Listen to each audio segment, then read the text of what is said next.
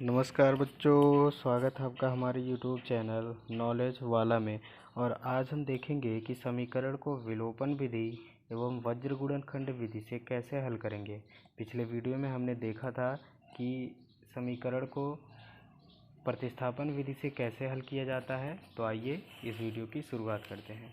तो जैसा कि हमारे सामने एक क्वेश्चन दिख रहा है कि एक इक्वेशन दिया गया है 2x + 3y = 5। ये पहला इक्वेशन है। और दूसरा इक्वेशन दिया गया है x + 6y = 2।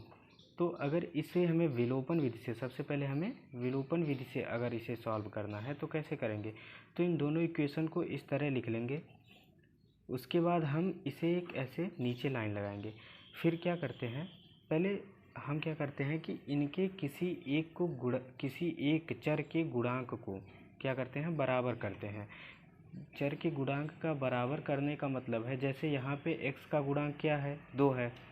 गुणांक का मतलब है कि चर से लगी हुई संख्या। तो चर से लगी हुई संख्या यहाँ पे क्या है, 2 है। तो x का गुणांक पहले इक्वेशन में 2 है। दूसरी इक्वेशन में x का गुणांक क्या है, 1 है। 1 लिखा नहीं जाता लेकिन 1 होता है। तो दूसरे चर में x का गुणांक 1 है। यहाँ y का गुणांक पहले चर इक्वेशन में क्या है, 3 है। और दूसरी इक्वेशन में क्या है, 6 है। तो हम देखते हैं कि यहाँ पे गुणांक सेम नहीं है। तो इसे सेम करने के लिए हम क्या करते हैं कि समीकरण 2 में या फिर इक्वेशन 1 में 2 का गुणा कर देते हैं। 2 का गुणा हम क्यों कर रहे हैं, क्योंकि 2 का गुणा अगर समीकरण 2 में हम करते हैं तो ये देखिए 2x हो जाएगा। और x के जो गुणांक है वो सेम सेम हो जाएंगे। तो हम 2 से गुणा कर देते हैं। तो जब 2 से गुणा करेंगे तो हमें क्या मिलेगा, तो हम लिखेंगे कि समीकरण, इस तरह हमें लिखना पड़ता है कि समीकरण 2 में 2 से गुणा करने पर 2 से गुणा करने पर अब क्या होता है कि पहला इक्वेशन लिखें तो 2x + 3y = 5 इक्वेशन 1। और दूसरा इक्वेशन क्या बन जाता है हमारा, 2 का गुणा x में 2x + 2 × 6 यानी 12y बराबर कितना हो गया, 4 हो गया। ये हो गया समीकरण 2। अब क्या करते हैं कि समीकरण 1 में से समीकरण 2 घटा देते हैं। यहीं पे लिख दो घटाने पर। तो इस तरह जब हम लिख देंगे तो ये बढ़िया लगता है। तो समीकरण 1 में से समीकरण 2 को घटाने पर, तो घटाते वक्त जो नीचे वाला समीकरण होता है उसके चिन्ह आपस में बदल जाते हैं। यानी प्लस है यहाँ पे, माइनस, यहाँ भी प्लस है, माइनस, यहाँ भी प्लस है, माइनस। यानी 2x क्या हो जाएगा, कैंसिल हो जाएगा। और 12 में से 3 जाएगा तो कितना बचेगा, 9 बचेगा। बड़ा कौन है, नीचे वाला, तो माइनस का चिन्ह, 9y = 1।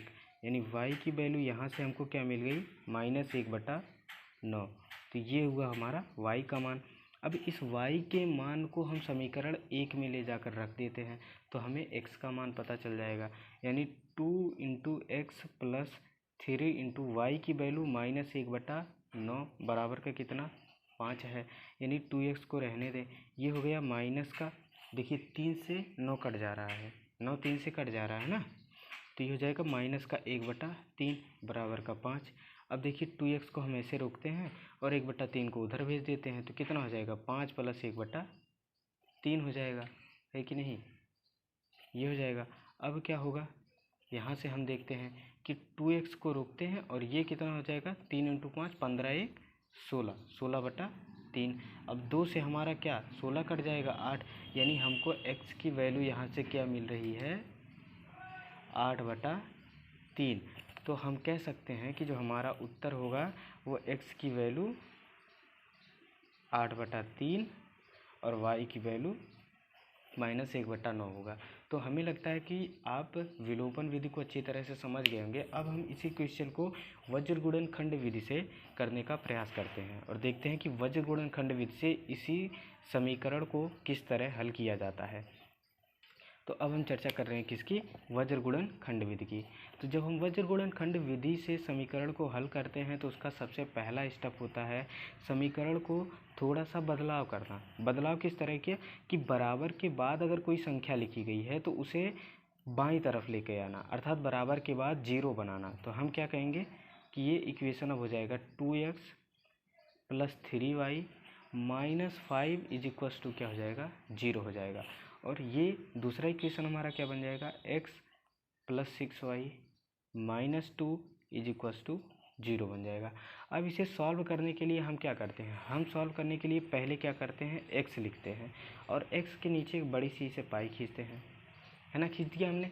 और अब क्या करते हैं कि जब हम x के नीचे पाई खींचते हैं, इस तरह से एक रेखा खींचते हैं, उसके बाद हम x के इस सिरे को बंद कर लेते हैं, यानी x के वाला हिस्से को हम बंद कर लेते हैं और इनका आपस में तिर्यक गुणा करते हैं, यानी y के गुणांक का गुणा इसके साथ, तो यानी कितना हो जाएगा, 3 का गुणा -2 के साथ। तो हम किस तरह लिखेंगे, 3 × -2। देखिए वज्र गुणनखंड विधि में बहुत लोग गलत करते हैं, वो गलतियाँ मैं बताऊंगा आज। तो उसके बाद अब यहाँ माइनस का चिन्ह आता है, उसके बाद इस तरह, पहले इस तरह गुणा फिर इस तरह गुणा, है ना, पहले ऊपर से नीचे और फिर नीचे से ऊपर। तो दूसरी बार गुणा क्या हो जाएगा, 6 × -5, चिन्ह सहित लिया जाएगा, ये ध्यान रखना। फिर लगाते हैं हम बराबर और फिर यहाँ लिखते हैं y, फिर एक लंबी लाइन, और इस बार हम क्या करते हैं कि अब y के सिरे को पूरी तरह से ढक लेते हैं, यानी y पर अब हमारा ध्यान नहीं होगा। अब हम जो लिखेंगे उसका गुणा नहीं किया जाएगा, जैसे y लिखा तो y के सिरे को पूरी तरह बंद कर लिया जाएगा। और अब क्या होगा, अब इस बार गुणा इस तरह से होगा। पिछली बार हमने इस तरह से शुरू किया था, लेकिन दूसरे कंडीशन में जब y का मान लिखेंगे तो हम गुणा इस तरह से करेंगे, यानी 1 का गुणा होगा हमारा -5 के साथ, फिर माइनस लगेगा और ये 2 का गुणा होगा किसके साथ, -2 के साथ, और बराबर आ जाएगा। अब हम लिखेंगे 1, ये इसका हल करने का नियम ही है। कहाँ से आया ये जानने की ज़रूरत नहीं है, ये इसका हल करने का नियम ही है। तो इस तरह हम इसे सॉल्व करते हैं और फिर लिखेंगे 1। अब अचर वाले पद को भूल जाइए, जब 1 लिख दिया हमने। अब इसमें देखिए तो 2 का गुणा किसके साथ हो जाएगा भैया, 6 के साथ, माइनस, और 1 का गुणा किसके साथ हो जाएगा भैया, 3 के साथ हो जाएगा। अब हम इसे सॉल्व कर लेते हैं, है ना। तो अब हम इसे क्या करते हैं, सॉल्व करते हैं। तो सॉल्व करने पे हम देखते हैं कि यहाँ पे क्या, x/3 का गुणा -2 के साथ आएगा -6, और 6 का गुणा -5 के साथ -30, और माइनस ये गुणा यानी कर देगा क्या, प्लस, तो प्लस का क्या हो जाएगा 30, बराबर यहाँ से y पे -5, है ना, और 2 का गुणा -4 हो गया 2 से करने पर, और प्लस कितना हो जाएगा, +4 आ गया, बराबर 1/6 का गुणा 2 के साथ 12, और 3 का गुणा 1 के साथ और चिन्ह माइनस, यानी आ गया इतना। अब यहाँ से x बराबर क्या हमको मिल रहा है, 24, और y की वैल्यू क्या मिल रही है, -1, और x की वैल्यू क्या और 1/, क्या मिल रही है, 9।